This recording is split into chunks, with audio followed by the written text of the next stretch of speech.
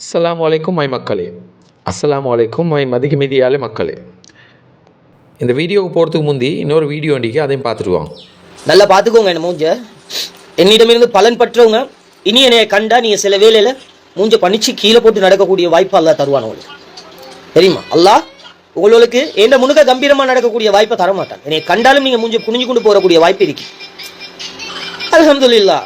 யார் என்ன செஞ்சா இப்படி ஒரு அவமானம் உங்களுக்கு தேவையா? அதாவது இவங்க உதவி எடுத்தவங்க இனி அவன் முன்னுக்கு தலை நிமிர்ந்து கம்பீரமா நடந்து போயில, அவன் தலை குனிஞ்சு தான் போயிடணும்.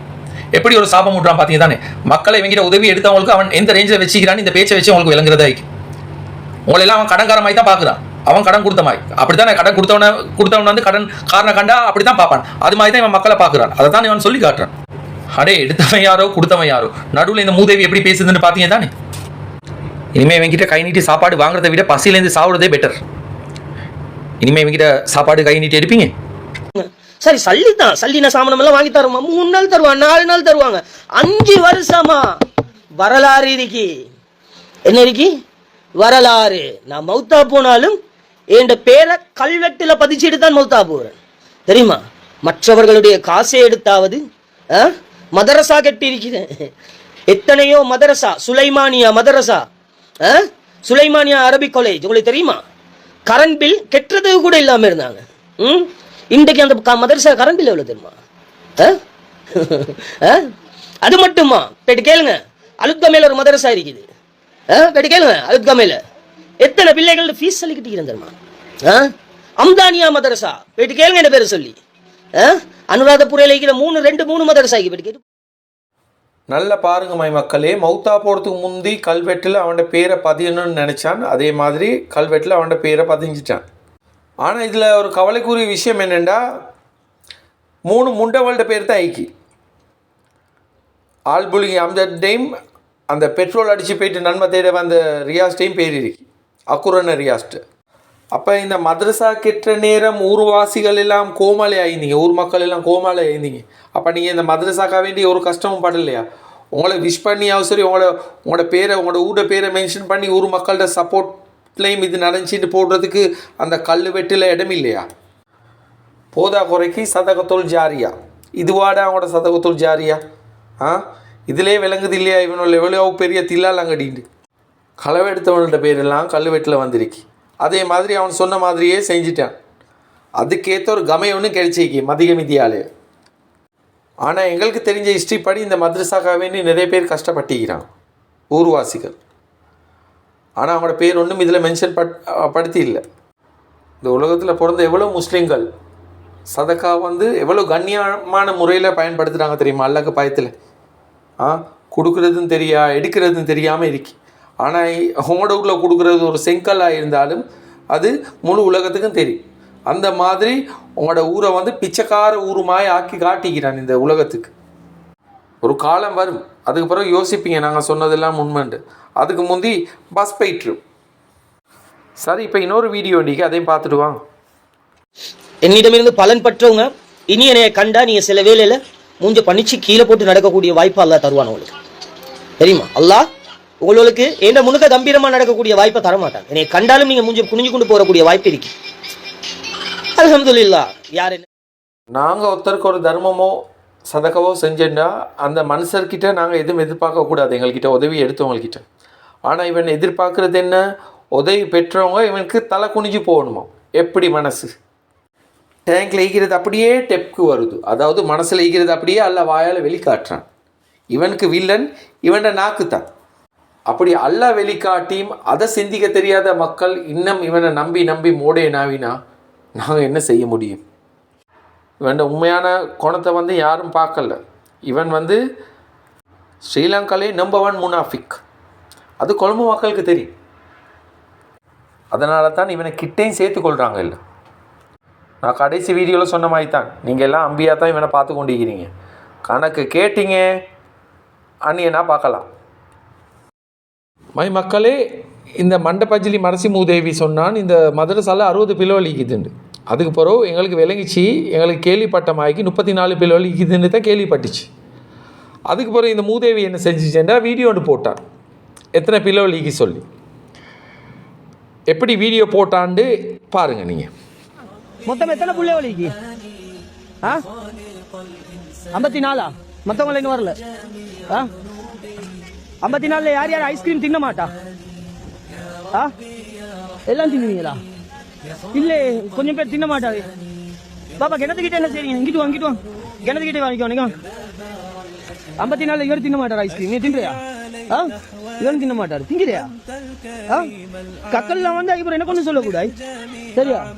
வேற யார் ஐஸ்கிரீம் வாங்க போறா? யாரு ஐஸ்கிரீம் வாங்க யார் போறா? ஐஸ்கிரீம் வாங்க யார் போறா? சுவர் 54 பேர் இருக்கிறாங்களா? 54ல 10 பேர் ஐஸ்கிரீம். நீ ஐஸ்கிரீம் தின்றியா? நானே போயிட்டு வாங்கிக்கோ. அவரோட போ, அப்சானோட போயிட்டு 54 ஐஸ்கிரீம். சரியா? எல்லாம் நீங்களே தான் 54 பேர். நீங்கிறா யாரோ திங்க பண்ணி திங்கிறதா ஐஸ்கிரீம்? திங்கிறதா 50 ரூபாய் ஐஸ்கிரீம் 54 ரைட். பாப்பா அங்கே என்ன பாப்பா? சரி இங்கே எடுத்துக்கிட்ட உடுப்ப காஞ்சத்தோட எடுத்துட்டோம். நல்ல காத்து அடிக்குது தானே பாப்பா? இது பெரிய பொடியமா இருக்கு. இந்த கொடியவும் கட்டி கொடுங்க சின்னவங்களுக்கு, இவங்க இழுத்து கட்டி கொடுங்க. பார்த்தீங்களா இவன் 54. இப்போ நாங்கள் உங்களுக்கு எத்தனை பிள்ளைகள் மொத்த மதரசாவில் இருக்கின்னு சரியாக காட்டுறோம். இந்த ஃபோட்டோவை பாருங்கள். மொத்தம் 34 பிள்ளைகள் தான் இந்த மதரசாவில் இருக்கு. அப்போ இதிலே போய் 60 பிள்ளைகள்னு சொல்லி 7 லட்சம் 8 லட்சம் மதரசாவில் சாப்பாட்டு பில் வந்துட்டு இதுலேயும் கலெக்ஷன் பண்ணி கொண்டு இருக்கிறான். 34 அப்படின்னா அம்ஜத்தை, லுத்துஃபியை, மற்றது ஹைதர், இன்சாஃப் ஹஃபீஸ், மற்ற எங்களோட மண்டபஜிலி, பெட்ரோல் அடித்து போன ரியாஸ் எல்லாத்தையும் சேர்த்தாலும் 41 தானே வருது. அப்போ இன்னும் 19 பேர் குறவும் இந்த மதரசாவுக்கு. அதில் கையை வச்சு இதில் கையை வச்சு கடைசியில் மதரசா பிள்ளைகளோட அட்டெண்டன்ஸ்லேயே கையை வச்சுட்டாங்க. மை மக்களே, இந்த மண்டபச்சிலி மரசி மூதேவி ஒரு நாளைக்கு முந்தைய ஒரு வீடியோ போட்டான்.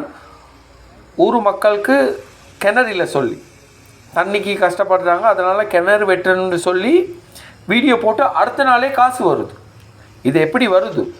அதாவது இவன் வீடியோ போடங்காட்டிலும் மக்கள் பார்த்து கொண்டிருக்கிறாங்களா, தனவந்தர்கள் பார்த்து கொண்டிருக்கிறாங்களா, இவனுக்கு காசு அனுப்புறது கையில் காசை வச்சுக்கொண்டு இல்லை. இதில் ஏதோ ஒரு தில்லுமுள் நடக்குது, இதில் ஏதோ ஒரு வில்லங்க நடக்குது. அக்கார்டிங் டு அவர் தாட் இதெல்லாம் யாரோ பிளாக் மணியை அவன் ஒயிட் மணி ஆகிக்கொண்டிருக்கிறான்.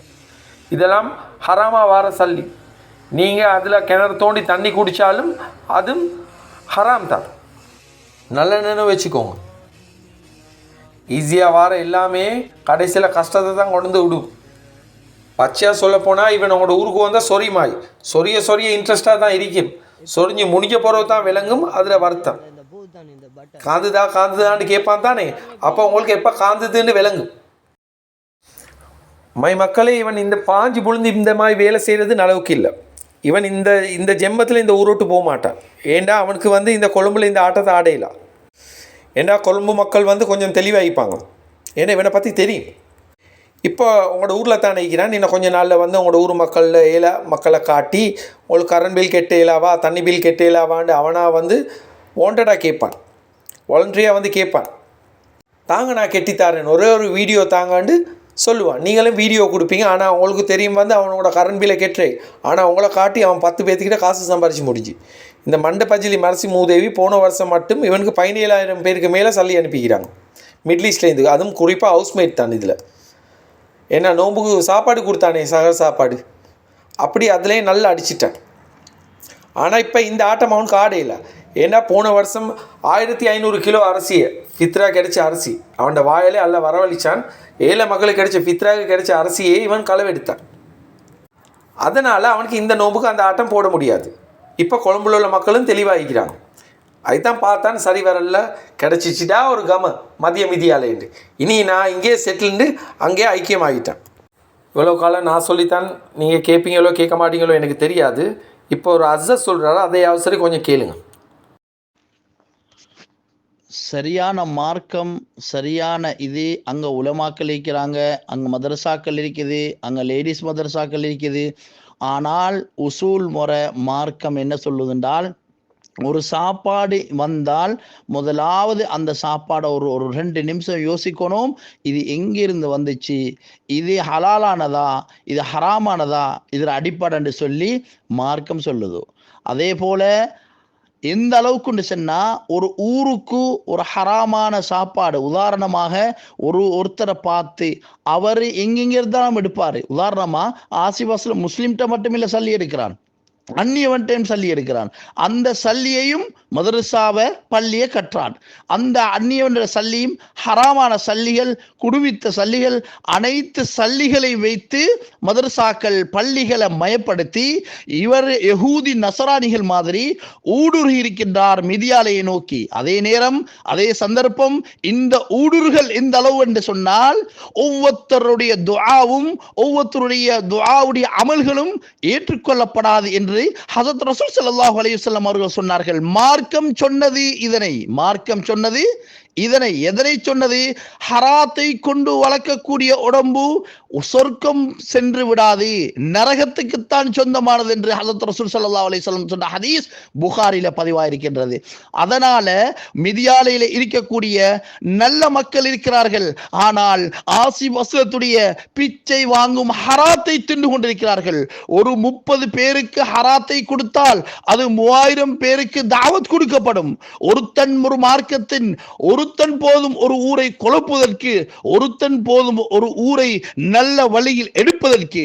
அதனால் ஏற்றத்துக்கு மாற்றமாக ஒருத்தன் போதும் இந்த ஊருடைய ஹராமான உடம்புக்கு போய் சேரக்கூடிய உணவை கொடுப்பதற்கு ஒருத்தன் போதும்.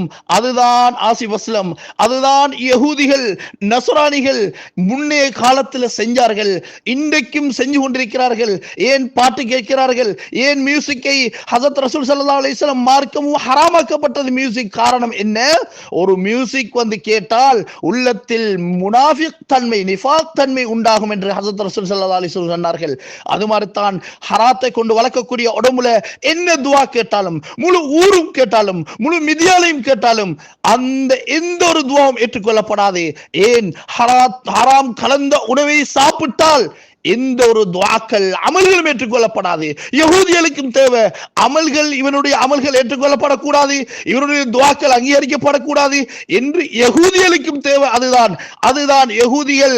அதாவது இது மாதிரி எங்களுடைய முஸ்லிம்களுடைய பெயர் தாங்கி உள்ளவர்களை ஒவ்வொரு ஊர்களுக்கும் அனுப்பி சல்லியை இன்வெஸ்ட் பண்ணி இவர்கள் செய்து கொண்டிருக்கிறார்கள். இதையும் மக்கள் பார்த்து கொண்டு சிரிச்சு கொண்டிருக்கிறார்கள். இது எப்படி இருக்கும் என்று சொன்னால், கயாமத்தினால் நெருங்கக்குள்ள, உலகம் அழிய நெருங்கக்குள்ள தஜ்ஜால் வருவான், இரு கைகளில் வைத்துக் கொண்டிருப்பான்.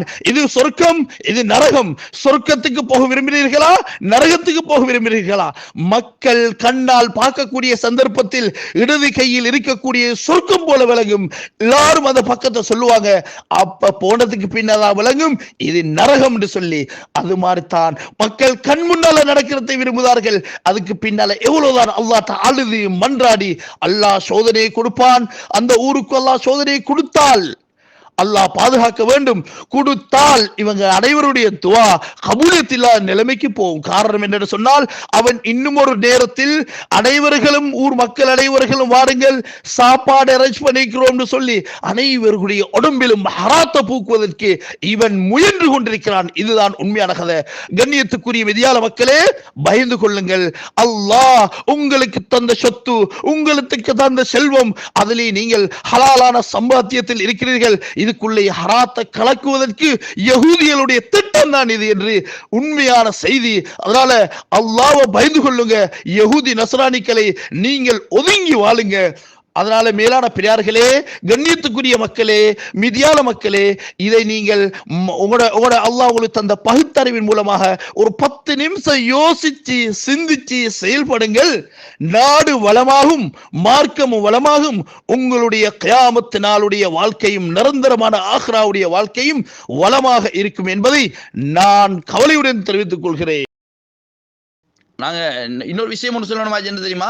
கட்டாயமாக மிதியால இருக்கக்கூடிய மக்களே, மிதியாலையில இருக்கக்கூடிய மக்களும் இருந்தாலும் சரி, மிதியாலையில பள்ளி நிர்வாகம் இருந்தாலும் சரி, ஒவ்வொரு குடும்பத்துக்கு பொறுப்புதாரிகளாக இருந்தாலும் சரி, அக்கம் பக்கத்தில் ஊர்ல இருந்தாலும் சரி, உலகத்திலே களிமா சொன்ன இந்த துன்யாவில் களிமா சொன்னவர்கள் எந்த உலகத்தில் இருந்தாலும் சரி, கடல் கடந்திருக்கலாம், எங்கிருந்தாலும் சரி, ஒவ்வொரு களிமா சொன்ன மனிதர்களுக்கு மாத்திரமல்ல, ஒவ்வொரு மார்க்கத்துக்கும் முரணான நடக்க பார்க்கும் போது ஒவ்வொரு கலிமா சொன்னவர்களுக்கும் கேள்வி கேட்பதற்கு அல்லாஹ் எங்களுக்கு உரிமை தந்திருக்கிறான். அதுதான் ஹஸரத் ரசூல் ஸல்லல்லாஹு அலைஹி வஸல்லம் அவருடைய ஹதீஸ். அலா குல்லுக்கும் ராஇன் வ குல்லுக்கும் மஸ்ஊலுன் அன் ரஅயத்திஹி. நீங்க ஒவ்வொருவரும் பொறுப்புதாரிகள்.